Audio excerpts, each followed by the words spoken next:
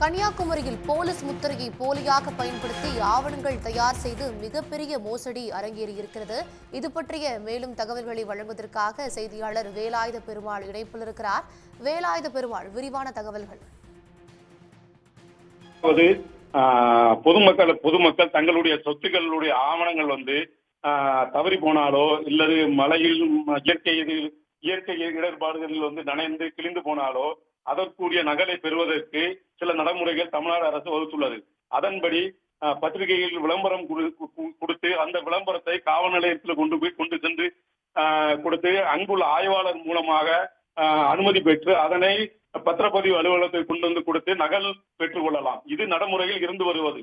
இந்நிலையில் குமரி மாவட்டத்தில் சுமார் 10க்கும் மேற்பட்ட கும்பல்கள் இணைந்து புதப்பாண்டி காவல் நிலையத்தில் உள்ள காவல் ஆய்வாளருடைய முத்திரையை போலியாக தயார் செய்து அதனை பயன்படுத்தி போலி ஆவணங்கள் தயார் செய்து கோட்டாரம் பகுதியில் உள்ள சார் பதிவாத அலுவலகத்தில் கொண்டு ஆவணங்கள் சமர்ப்பித்து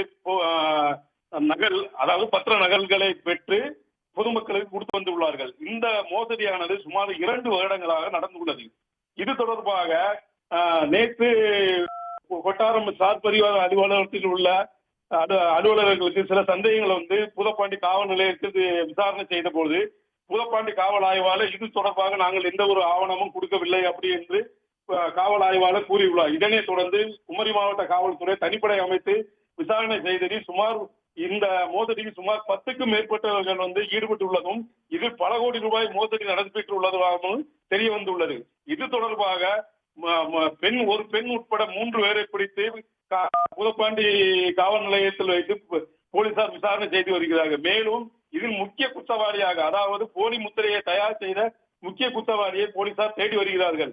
காவல்துறையினுடைய போலி முத்திரையவே போலியாக பயன்படுத்தி பத்திரப்பதிவில் நடைபெற்ற மிகப்பெரிய மோசடி குமரி மாவட்டத்தில் மிகப்பெரிய அதிர்வலையை ஏற்படுத்தியுள்ளது. மேலும் இதே போல் தோவாளை, நாகர்கோயில் மற்றும் பல இடங்களில் உள்ள பத்திரப்பதிவு அலுவலகங்களில் போலி முத்திரை பயன்படுத்தப்பட்டு உள்ளதா என்பதை குறித்தும் போலீசார் ரகசியமாக விசாரணை செய்து வருகிறார்கள். இதனை அடுத்து மாவட்ட நிர்வாகம் சார்பாக கூறப்பட்டுள்ளது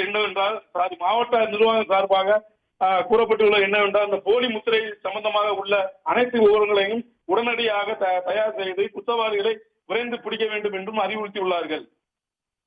விவரங்களுக்கு நன்றி வேலாயுத பெருமாள். உடனுக்குடன் செய்திகளை தெரிந்து கொள்ள சன் நியூஸ் பெல் ஐகானை கிளிக் பண்ணுங்க.